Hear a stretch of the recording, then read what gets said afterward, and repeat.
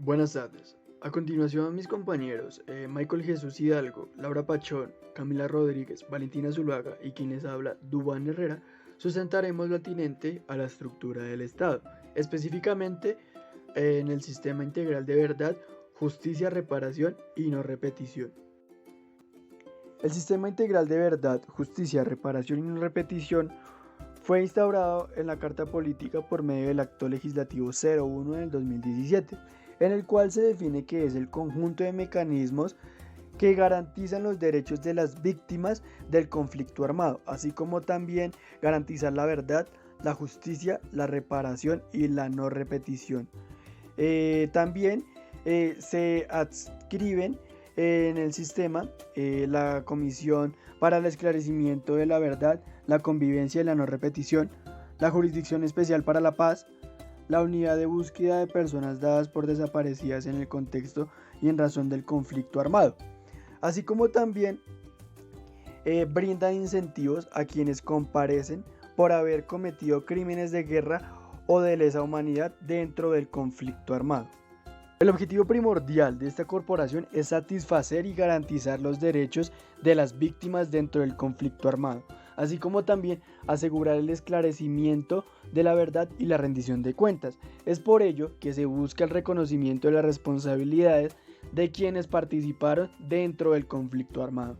Por ende, se busca garantizar una justicia frente a las graves violaciones que se han dado a los derechos humanos y a las infracciones del derecho internacional humanitario, para brindar así una seguridad jurídica a los actores participantes del sistema, así como también incentivar la colaboración de quienes tuvieron una participación directa o indirecta del conflicto armado.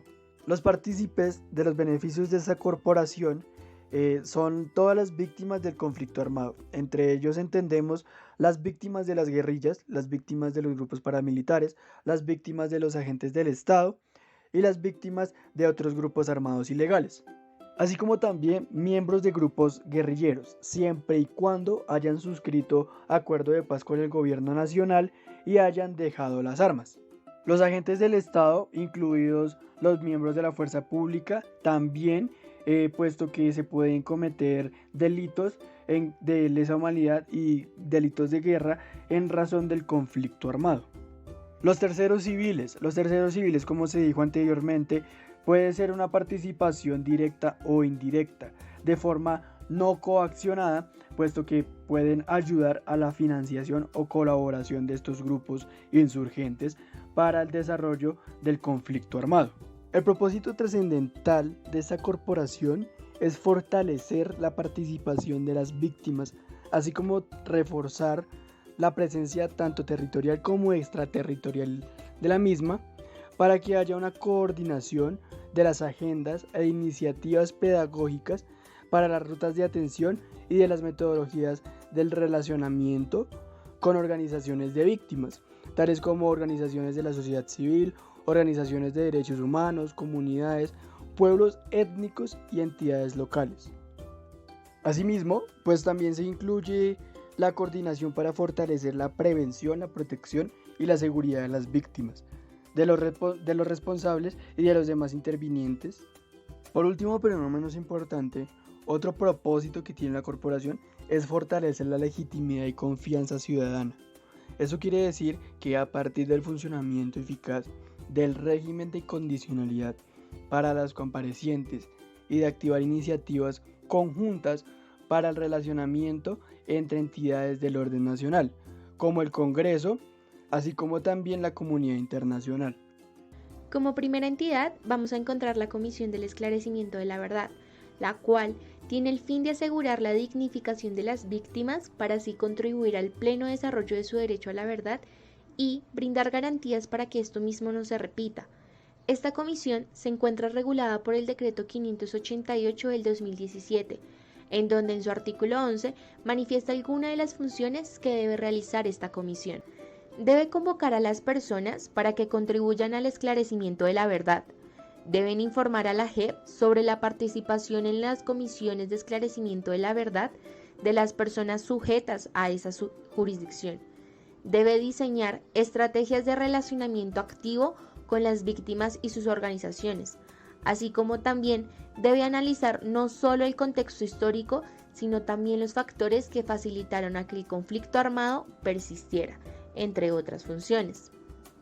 ¿Cuáles son sus objetivos? Primero, debe contribuir al esclarecimiento de lo ocurrido, ofreciendo una explicación amplia de la complejidad del conflicto armado y cómo este ha impactado tanto en los niños, niñas y adolescentes.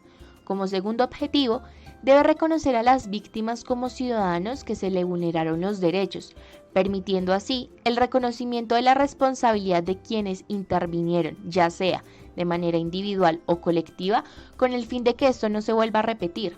Y tercero, debe promover la creación de un ambiente transformador que permita la resolución pacífica de los conflictos y la construcción de una cultura de respeto y tolerancia.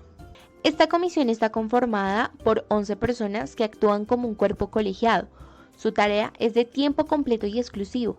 Actualmente estos son sus miembros: Francisco José de Roux, Alejandra Miller, Alejandro Valencia Villa, los fallecidos Ángela Salazar y Alfredo Molano Bravo, Marta Ruiz, Carlos Martín Bernstein, Lucía González, Carlos Guillermo Espina, Patricia Tobón Yagarí, Saúl Franco y Alejandro Castillo. Ahora bien, se tratará de explicar en lo que concierne a la unidad de búsqueda de personas dadas por desaparecidas en el marco y en razón del conflicto armado, como bien es conocida la VPD, su organización y sus principales funciones.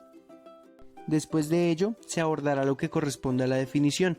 En este caso, el Acto Legislativo 01 del 2017 nos dice que la unidad de búsqueda de personas dadas por desaparecidas en contexto y en razón del conflicto armado será un ente de orden nacional con personería jurídica efectivamente, con autonomía administrativa, de orden presupuestal y en este caso también de orden técnico. En este punto es de especial menester aclarar cuál es el marco normativo que rige a la unidad de búsqueda de personas dadas por desaparecidas. Como se mencionó con anterioridad, corresponde al Acto Legislativo 01 de 2017, decretos 1393 y 288 del año 2018 y decreto de ley 589 del año 2017. Se menciona que el objeto principal, según el Acto Legislativo 1 de 2017, es dirigir, coordinar y contribuir a la implementación de las acciones humanitarias necesarias de búsqueda y localización de personas dadas por desaparecidas en el contexto del conflicto armado. Las funciones, atribuciones y metodología corresponden a recolectar toda la información necesaria para la búsqueda, localización e identificación de personas dadas por desaparecidas. Dicha función otorga subfunciones, entre las cuales se encuentran buscar información de fuentes oficiales y de sociedad civil, entrevistar de forma confidencial a personas con el fin de esclarecer los hechos, establecer un universo de personas dadas por desaparecidas en el contexto y demás. En segundo lugar, lo que corresponde a la segunda función, atribución metodológica, consiste en diseñar y poner en marcha básicamente un plan nacional que establezca cuáles son las prioridades para el cumplimiento del objetivo trazado, además de los planes regionales que corresponden a la búsqueda, a la localización, así como posterior recuperación, identificación y entrega digna de los cuerpos en estado cadavérico. La tercera función, en este caso, consiste en coordinar y adelantar con el apoyo técnico y científico del Instituto Nacional de Medicina Legal y Ciencias Forenses, que por sus siglas es INMLCF, y de otras entidades públicas, los procesos de búsqueda, así como localización, recuperación e identificación de cuerpos esqueletizados, así como se mencionó en el numeral anterior. Ahora bien, en cuarto lugar se encuentra la función de garantizar la participación efectiva de los familiares de las personas dadas por desaparecidas, en este caso en contexto y a razón del conflicto armado. Ante ello, el acto legislativo, sin perjuicio de lo que confiere, enuncia que la unidad para las víctimas que estaba establecida mantendrá y conservará en vigencia su competencia. Por otro lado, vamos a abordar el tema concerniente a la Jurisdicción Especial para la Paz, o mejor conocida como la JEP. ¿Qué es la Justicia Especial para la Paz? Esta hace parte del sistema integral de verdad, justicia, reparación y no repetición, el cual fue creado por el Acuerdo de Paz entre el Gobierno Nacional y las Fuerzas Armadas Revolucionarias de Colombia, FARC. La función de la JEP es administrar justicia transicional y conocer de los delitos más graves y representativos que hayan sido cometidos en el marco del conflicto armado, que se cometieron antes del 1 de diciembre del 2016. Hay que tener en cuenta que este tipo de justicia transicional no puede durar más de 20 años, ya que como su palabra lo indica, es transitoria. Su mayor objetivo es proteger los derechos de las víctimas a través de una verdad y reparación, todo con el fin de que éstas puedan construir una paz estable y asimismo duradera. Los diferentes órganos que componen a la JEP son el órgano de gobierno, la presidencia, la secretaría ejecutiva, la sala de reconocimiento de verdad, de responsabilidad y de determinación de los hechos y conductas, la sala de definición de las situaciones jurídicas, la sala de amnistía o indulto, la unidad de investigación y acusación y el Tribunal para la Paz. Empezaremos por el órgano de gobierno, el cual, a través de diferentes funciones, garantiza el pleno funcionamiento de la jurisdicción, como es la toma de decisiones de planeación, diseño y mejoramiento, la definición de políticas públicas para el funcionamiento de la jurisdicción, así como también sus funciones se encuentran consagradas en la Constitución Política. Un claro ejemplo de todas estas funciones que genera la JEP es aprobar el presupuesto, proyectos de inversión, determinar la estructura y planta del personal, así como también crear comisiones temporales y permanentes para garantizar el cumplimiento y los objetivos de esta misma. Este órgano de gobierno cuenta con 9 integrantes por un periodo de 2 años. Su composición fue definida de la siguiente manera: un magistrado por cada sala y sección, el presidente de la JEP y el director de la unidad de investigación y acusación. Otro componente importante es la figura de la presidencia, la cual en el artículo 19 del reglamento de la JEP se definieron sus funciones, como lo fueron la representación social e institución de la JEP, ejercer la vocería única de la jurisdicción, servir de canal de comunicación y coordinación entre la JEP y los demás mecanismos e instituciones, orientar la ejecución de los recursos al cargo de la Secretaría Ejecutiva, entre otras. La Secretaría Ejecutiva tiene 3 funciones muy importantes. La primera es la gestión administrativa, por medio de la cual la Secretaría Ejecutiva desarrolla la administración, gestión y ejecución de los recursos de la Jurisdicción Especial para la Paz para que asimismo se puedan realizar otros proyectos que tiene la JEP. En la gestión estratégica encontramos el control interno, los asuntos disciplinarios y aquellos proyectos para el fortalecimiento institucional de la JEP. En la tercera función de la Secretaría Ejecutiva encontramos la gestión misional.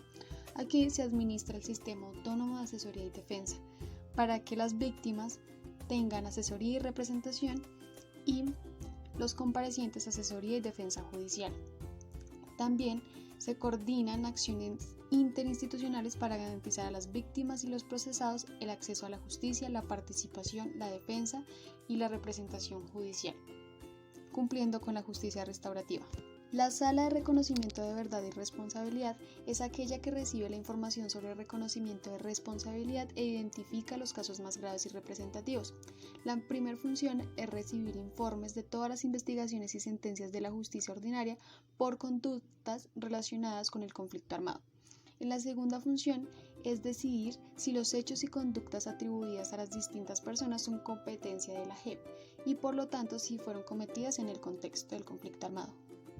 La tercera función es remitir a la unidad de investigación y acusación aquellos casos en los que se aceptó responsabilidad y que por lo tanto se debe iniciar un procedimiento ante el tribunal. En la cuarta función encontramos que se debe remitir a cada sala el caso que le corresponde. Por ejemplo, en la sala de amnistía e indulto el listado de los beneficiarios de esta y en la sala de definición de situaciones jurídicas aquellos que no son objeto de indulto o de amnistía. Por último, debe presentar una resolución de conclusiones ante el tribunal haciendo énfasis en aquellos casos más graves y representativos y también realizar una individualización de las responsabilidades, en particular de quienes tuvieron una participación tan determinante y que reconocieron la verdad y la responsabilidad, y asimismo que se les imponga la sanción correspondiente. La sala de definición de situaciones jurídicas es aquella que se encarga, primero, de definir la situación jurídica de quienes no son objeto de amnistía o de indulto o que tampoco fueron incluidos en la resolución de conclusiones. También, esta sala se encarga de determinar los posibles mecanismos procesales de selección y priorización para quienes no reconocieron la verdad y responsabilidad y relacionar su conducta con el conflicto armado. También define las situaciones jurídicas en los casos menos graves o aquellos menos representativos a personas con una participación no determinante en el conflicto armado. También define la situación jurídica de las personas de la fuerza pública que hayan cometido conductas que tengan relación directa o indirecta con el conflicto. Y por último, define la situación jurídica de los terceros que se sometan de manera voluntaria a la JEP, por ejemplo, agentes del Estado distintos a la fuerza pública y civiles.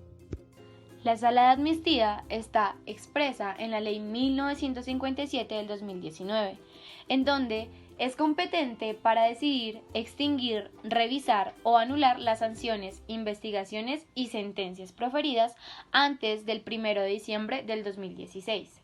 Todas estas decisiones harán tránsito a cosa juzgada. Les comentaré cuáles son las funciones de la sala de amnistía e indulto estipuladas en el artículo 81 de esta ley estatutaria 1957 del 2019. La primera es otorgar amnistía o indulto o la renuncia a la acción penal conforme a lo establecido en la ley de amnistía, la cual es la ley 1820 del 2016. La segunda es otorgar una libertad transitoria y condicionada a los comparecientes de la FARC-EP.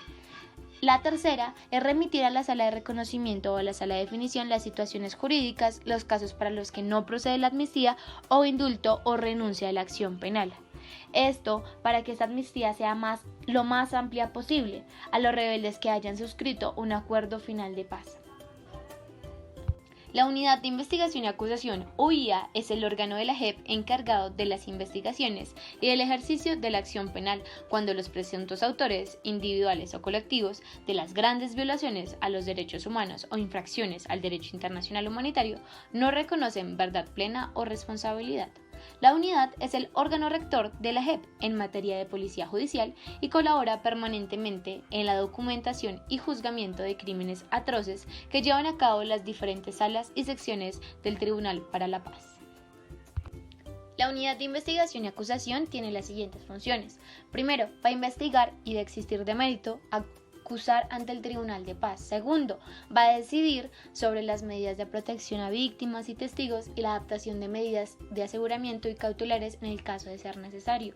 Tercero, va a solicitar a la sección de primera instancia para los casos de ausencia de reconocimiento de verdad. Cuarto, va a organizar tareas, integrar comisiones con el fin de evitar que las conductas graves y representativas queden impunes, evitando la congestión. Quinto, va a remitir a los casos de la Sala de Definición de Situaciones Jurídicas a la Sala de Amnistía e Indulto, cuando considere que no es necesario investigar o acusar. Sexto, en referente a los elementos probatorios, va a garantizar una cadena de custodia con un grupo de investigación técnico y forense y con un equipo de investigación especial para los casos de violencia sexual. El Tribunal Especial para la Paz está integrado por 20 magistrados y 4 amicus curiae. Estos últimos son terceros autorizados para participar en los procesos de la JEP, con el fin de ofrecer información o conceptos que brinden mayores elementos jurídicos para la resolución de un caso. Cumplen una función consultora con las salas y las secciones. El Tribunal para la Paz va a tener 5 secciones. La primera de ellas es la sección de primera instancia de reconocimiento de verdad y de responsabilidad de los hechos y las conductas.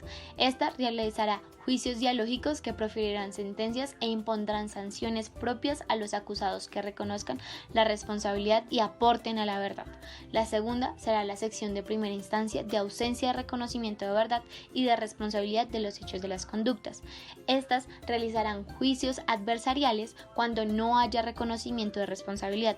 Proferirá sentencias absolutorias o condenatorias. En las condenatorias impondrá las sanciones alternativas u ordinarias según corresponda.